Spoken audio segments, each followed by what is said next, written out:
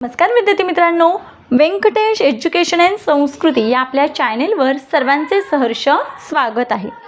आज आपण गणित या विषयातील अतिशय महत्त्वाचा घटक अंकांची स्थानिक दर्शनी किंमत आणि विस्तारित रूप यावरील स्वाध्याय सोडवून घेणार आहोत, अगदी सोप्या पद्धतीने।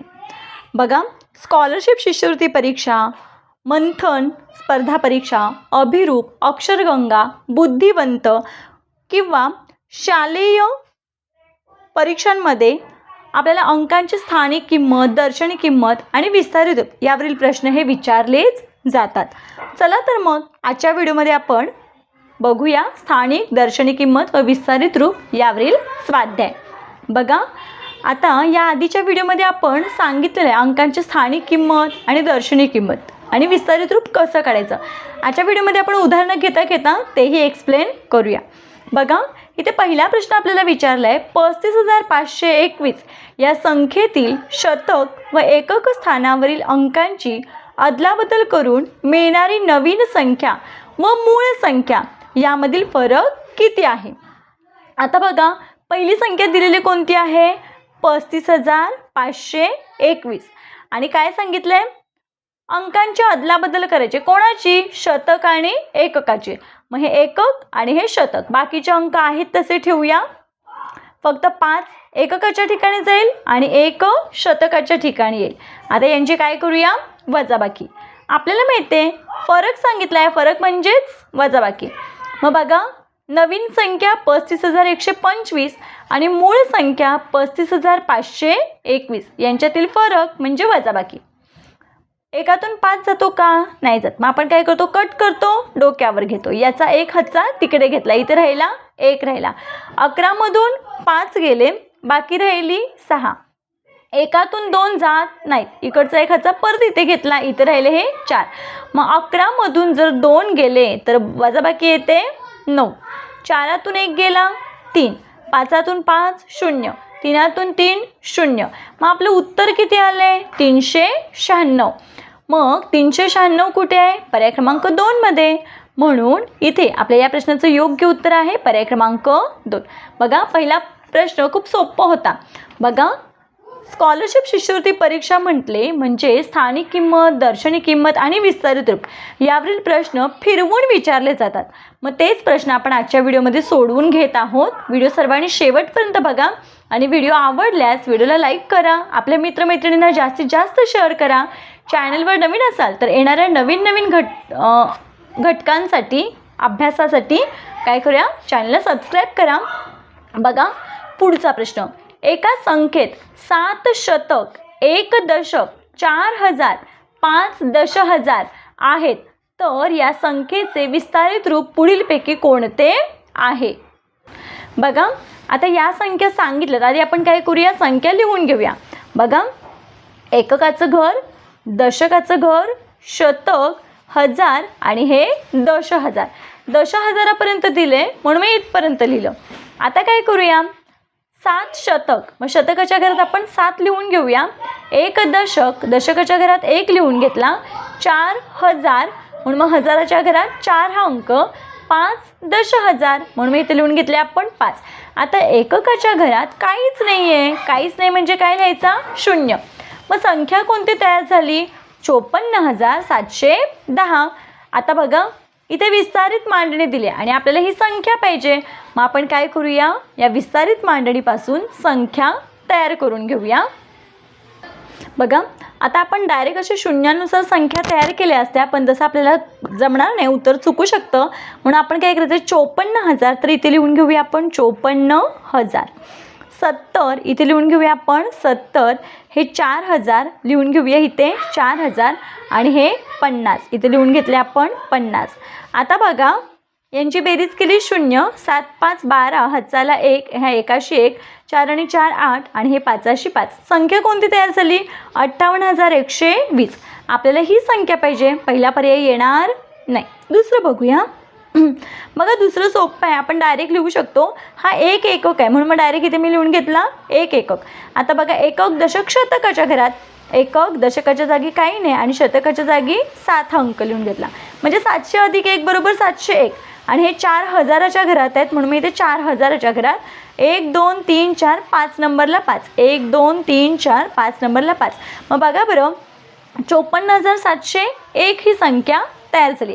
आपल्याला 54,710 पाहिजे, म्हणजे दुसरासुद्धा पर्याय येणार नाही. मग आता तिसरं बघूया. बघा, एककाच्या घरात किती आहेत? 5 आहे. शतकाच्या घरामध्ये 4, म्हणजे 405 झाले. आणि 1000 1000, आणि हे किती आहेत? 7, म्हणून मी इथे लिहून घेतलं 7.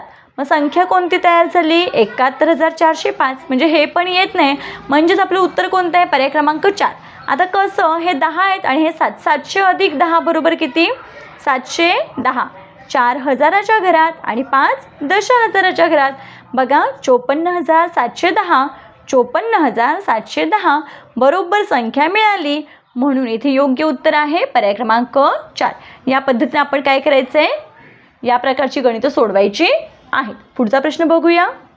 पुढचा प्रश्न बघा, 8 दशहजार, 11,000, 75 शतक, 8 एकक असणारी संख्या पुढीलपैकी कोणती आहे? बघा, प्रत्येक प्रश्न हा वेगळा आहे, बारकाईने निरीक्षण करायचं आहे. 8 दशहजार आहेत. मग 8 दशहजार, बघा इथे ना आपण या पद्धतीनं घरं आखूया. एककाचं घर, दशक, शतक, हजार, आणि हे दशहजार. आता 8 दशहजाराच्या घरात आहेत, मग इथे लिहून घेऊया 8 दशहजार. ठीक आहे, पण इथे मात्र मी 0 देते. का देते? कारण 11,000 आहे. मग आपल्याला डायरेक्ट इथे 11 नाही लिहिता येणार ना, म्हणून मग मी काय केलं? मी 11,000. मग बघा, 11,000च्या घरात या पद्धतीने ना 11, बघा हे 11,000, मग इथे 3 0. ठीक आहे. 75 शतक, शतकाचं घर इथे आहे, मग 75 शतक म्हणजेच काय? बघा, हे 75 आणि शेवटला शतक आलं पाहिजे या पद्धतीनं. मग इथे 2 0 द्यायचे. 8 एकक, इथे लिहून घेऊया 8. आता काय करूया? यांची बेरीज करूया. शून्यांची बेरीज आणि 8, 8 येणार. 0 0, 0 अधिक 5 5, 7 आणि 1 8, 8 आणि 1 9. मग आपलं उत्तर किती आलं आहे? 98,508. मग बघा बरं, पर्याय क्रमांक 98,508 पर्याय क्रमांक 4मध्ये ही संख्या आहे, म्हणून मी या प्रश्नाचं योग्य उत्तर पर्याय क्रमांक 4. बघा, पुढचा प्रश्न थोडा वेगळा आहे. 2 गुणिले 10,000 अधिक 5 गुणिले 1,000 अधिक 5 गुणिले 100. आधी आपण हे काय करूया? या विस्तारित मांडणीच्या आधी संख्या काढून घेऊया. ठीक आहे, म्हणजे मग आपल्याला हे उत्तर काढायला सोपंच आहे. मग बघा, इथे गुणाकार आहे, बे एके बे, इथे लिहून घेतला मी बे एके बे. मग किती शून्य आहेत? 1 2 3 4, 1 2 3 4 0. ठीक आहे. आता बघा, 5 एके 5 आणि हे 3 0 म्हणजे 5,000 झालं. ठीक आहे, इथे लिहून घेऊया हे 5,000, आणि 5 एके 5 वर 2 0 म्हणजे 500 झाले. ठीक आहे, या पद्धतीनं. आता बघा, यांची काय करूया? बेरीज करूया. शून्यांची बेरीज 0 0 5 5 आणि हे 2. किती आलं उत्तर? 25,500. आता 25,500 म्हणजेच काय? 25,500, कारण 500 हा हजाराचा अर्धा भाग आहे, म्हणून मग काय? 25,500. मग बघा बरं, 25,500 कुठे आहे? पर्याय क्रमांक 2मध्ये, म्हणून आपल्या या प्रश्नाचं योग्य उत्तर आहे 25,500 पर्याय क्रमांक 2. आता बघा, थोडं अधिक माहिती घेऊया. आता इथे हा प्रश्न विचारला म्हणून मग हा आहे का? नाही. आपल्याला स्पर्धा परीक्षांना आपण का बसतो? तर आपला बेस क्लिअर झाला पाहिजे. मग आता 25,500 म्हणजे काय? आणि हे सगळे हजाराच्या घरातले आहेत. मग बघा, हा जर पूर्ण 1000 आहे, हां, 1000 म्हणजे काय? हा पूर्ण भाग आहे. ठीक आहे. आता या हजाराचा अर्धा भाग म्हणजे काय? हे निम्म. मग हजाराच्या निम्मे, या 10च्या निम्मे किती? 5 आणि हे 2 0 म्हणजे 500. 500 म्हणजे काय? हजाराचा अर्धा भाग. आता अर्ध्याचा पण अर्धा करूया. आता बघा, हा जो अर्धा आहे त्याचा पण काय केला? हा पाव भाग घेतला आहे की नाही? हा पाव भाग, एकूण 4 भाग असतात त्यातला हा पाव भाग. मग 50च्या निम्मे 25 आणि हा 0. मग हजाराचा पाव भाग म्हणजेच किती? 250. आणि आता बघा, तोच आहे हजाराचा भाग. इथे मात्र काय घेऊया? 3 भाग घेऊया. ठीक आहे. मग आता 3 भागालाच काय म्हणतो आपण? पाऊण भाग. मग हजाराचा पाऊण भाग बघा, 25 एके 25, 25 दुने 50, 25 त्रिक 75 आणि हा 0 द्यायचा कारण हजाराचा आहे. मग हजाराचा पाऊण भाग म्हणजे 750. आता सगळीकडे 25,000 आहे, है की नाही? हजाराचा आहे. आता आपल्याला हे भाग तर माहीत झाले. आता 25,000 म्हणजेच किती? 25,000 पूर्ण आणि वर हा पाव भाग म्हणजे 250. 25,000 250 म्हणजे 25,000. 25.5 म्हणजे सांगितलं अर्धा भाग, 25 पूर्ण आणि अर्धा भाग. 25,000 म्हणजे काय, 25 पूर्ण आणि हा वर पाऊण भाग. मग बघा 25,000 पूर्ण आणि वर हा पाऊण भाग म्हणजे 750, म्हणजेच 25,750 म्हणजेच 25,000. कारण बघा अगदी ह्याच्यामध्ये जर आपण पाव भाग ॲड केला तर बरोबर 26,000 होतील, म्हणून मग हा 25,000. आता 26,500 म्हणजे काय, 26.5 म्हणजे अर्धा भाग, अर्धा भाग म्हणजे किती 500, 26,500 या पद्धतीनं. पुढचा प्रश्न बघूया. बघा तुम्हा सगळ्यांना हे समजलं असेल, कारण हे खूप महत्त्वाचं आहे. प्रत्येक प्रश्नामध्ये आपल्याला कन्फ्युजिंग करणारं हेच असतात, हे असे पावणे, साडे, सव्वा. त्याच्यामुळे हे जर तुम्हाला कळलं तर कुठलाही प्रश्न कसाही विचारू दे आपल्याला तिथे अडणार नाही, सहज आपण ते उत्तर काढू शकतो. पुढचा प्रश्न बघूया. बघा 5वा प्रश्न तर खूप वेगळा आहे पण खूप सोपा आहे. बघा काय दिले, 10a अधिक b बरोबर 45. जर b बरोबर 5 असेल तर a ची किंमत किती. मग बघा आहे त्याचा प्रश्न आपण लिहून घेऊया. फक्त मी कंसातून बाहेर काढते, ठीक आहे. हा जो कंस आहे त्याच्यातून मी फक्त बाहेर काढते. का बाहेर काढते, 10a अधिक b बरोबर आपल्याला 5 दिलेलं आहे.